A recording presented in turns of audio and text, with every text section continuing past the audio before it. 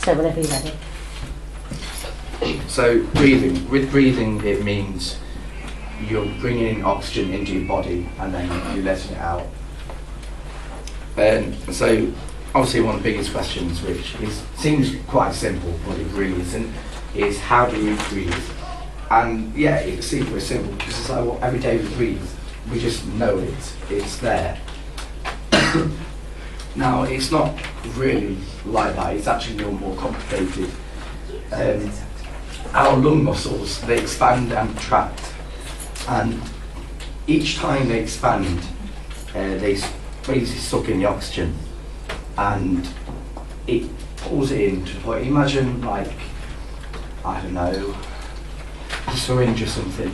When you retract it, whatever it is that's coming in goes into it.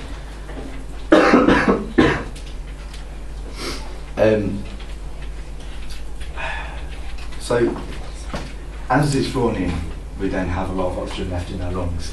Now, this can be used in, well, pretty much many ways, and such as respiration. If we're exercising, it can be used around the body, bloodstream.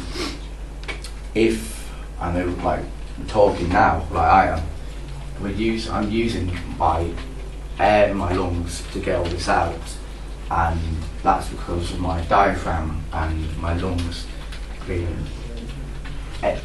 almost exercised, and they got so used to it to the point where I know when to let out air, I know when to bring it back in, I know when to breathe and when not to breathe, and I know what threshold of air I shall let out for certain vowels and certain consonants, and that all mixes in with articulation. And to get more air within your lungs and to get more out, you've got to train your body or your lungs. You've got to train them. You've got to train yourself, and this means that you'll then be able to hold in more oxygen and air, whatever you want to call it, and you'll then also be able to breathe more out. Now, another major question is, why do we actually breathe? Now, this one also seems quite a simple and quite a stupid question, but it's actually quite important. So, you may think, well, we breathe because we need oxygen to survive, we'll die if we don't breathe and all that, because we need oxygen to the brain and all that. Well, we also need to breathe so that oxygen can be taken to our blood cells. Now, with it being in the blood cells, that can then be transported to the brain and all that.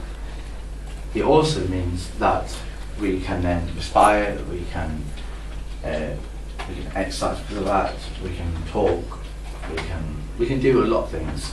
And also, along with talking, is our voice box.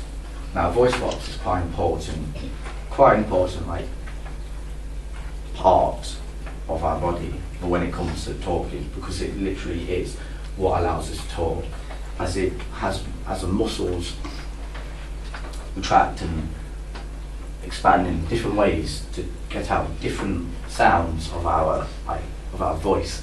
And obviously, when you hit puberty, it changes because it breaks, and so all the high pitchedness goes because it's a lot stronger.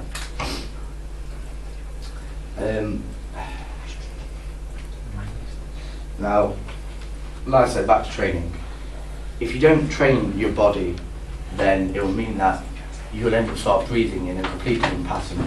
And when you're trying to say a really, really, really long paragraph or something, if you haven't got over it and trained yourself when to breathe at certain points, you're going to be running out of breath quite quickly, and to the point where you will be breathing like this all the time as you get so on and on.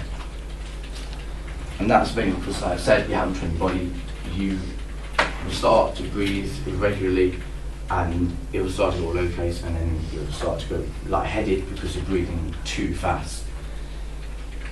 Now, this is important when it comes to doing script work or just everyday conversations, because if you're trying to have, if you're at work and you're trying to get something out to a customer dead fast, you need to be able to have enough air within you to tell them without going all the time. Same as if you're doing like a script, it's got to be clean. You don't want to hear or heavy breathing throughout that entire thing.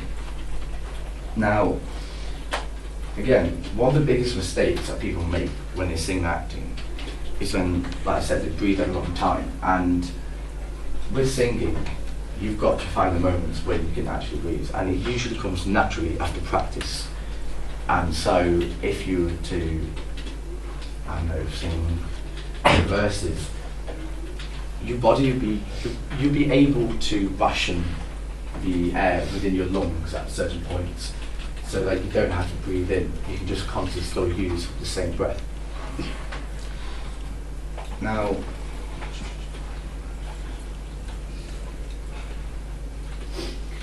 so you need to also have breath control. Breath control is when, like I said before, you control how much breath you take in, you control how much you get out.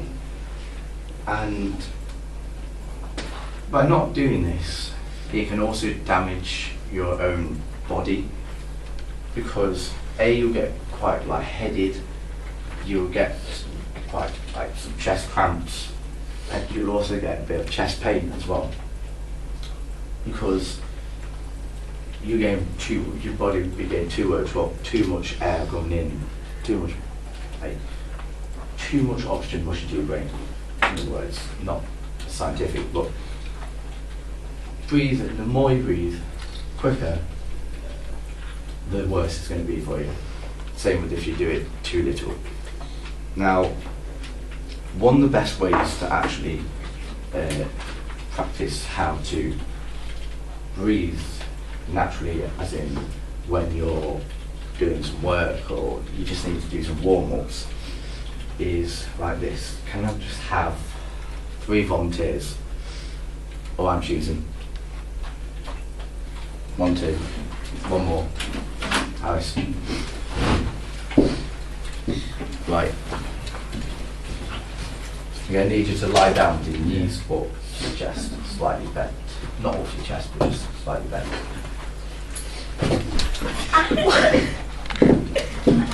What do you mean like that? Yep, and then head straight. Nice. Now, put your hands on your stomach and leave them there. Right. Now, concentrate on breathing from your diaphragm. Feeling stomach rise and fall. Now, when you do this, count from 1 to 3, breathing in, and then I'm breathing out, count to 5. It should really be the other way around, but at the start you want to do it where you're breathing in for less time, then breathing out for longer. So, go from 1, 2, 3, and then release for 1, 2, 3, 4, 5. Now when you're doing this, you want to make sure that you're breathing in from your nose and then you're breathing out from your mouth. If you're doing something quite like a script, you want to make sure you're also doing it from your mouth as well. Sometimes when talking, it will come out from your nose. Now another physical warm-up is you guys just stay on the floor. Can I just have 2 more people? 2 more people? Yeah, go on. 1 more. Truman, can you? Right. So, another way for, so you guys are doing your diaphragm. You guys are exercising your diaphragm. Every time you've done a few seconds, add on a couple of seconds to each one. So if you've just done 3 seconds breathing in, add on 2 seconds. So you breathe in for 5, and then because you've just been breathing out for 5, you then make that 7 seconds. Keep on adding 2 on after every couple. Okay, so if you 2 stand here. Right. So if you guys stand with your back straight. Now, your back is never going to be straight because there's no such thing as a straight back, because your spine is supposed to curve. If everything curved, then I don't know. Now your legs want to be parallel with your hips. So you don't want them to be tight together, you don't want to be like that. You don't also want them to be spread apart. You want them to be bang on parallel, and you want your feet to be directly aligned with it. However, if it is more comfortable for you to have your feet slightly outwards, you can do. It doesn't really affect anything. Now, you also want to make sure there's a bend in your legs, because if there's no bend, it's going to be really uncomfortable. Don't strain them, don't pull back. Okay, so your arms should be loose down by the side. So I should be able to come up behind. Be like that, and it should drop. Loosen them up.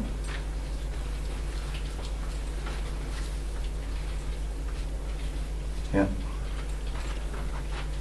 And they should drop. Yep. Right.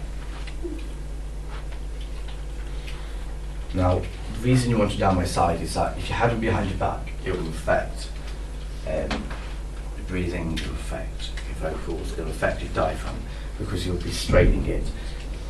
So when you've got your hands like that, you'll be adding pressure to your chest, you'll be stretching it too much. Now, same with if you've got your hands in front, you'll be restricting your diaphragm to the point where your diaphragm would just, it won't feel the same. If you're constantly like that, you'll have limited breath because you can't expand it. Now, you want your chin up, but not all the way up, you don't want it down either. This is create a clear pathway for the air, because you want clear airway. You don't want there to be any irregular bends in it. You want to be perfectly straight so that when you're breathing and you're trying to do vocals, you have a nice clear airway so the air can get out. So, starting the breathing again to vocals. Take in for 3 and let's out for 5. So 1, 2, 3, and then breathe out. 1, 2, 3, 4, 5. Diaphragm is on the floor, you can go. Cheers for helping, thank you. Right, so breathing in. Do not add on any time to it just yet. You want to make sure you're breathing in through the nose and then you're breathing out through your mouth.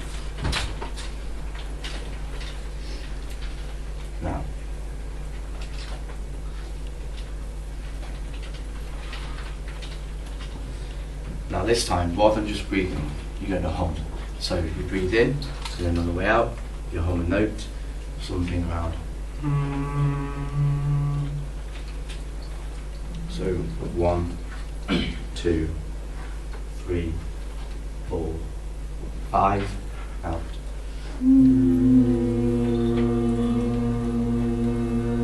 Hold it for as long as you can. Right, now do that again, but with a much deeper note. So something around. Breathe in. 1, 2, 3, 4, 5. Breathe out.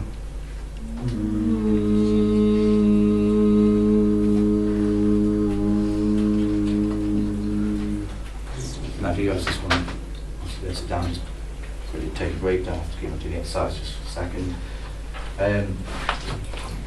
Now we do this because it warms up your vocals, it warms up your voice box, it gets all your muscles warmed up within your throat.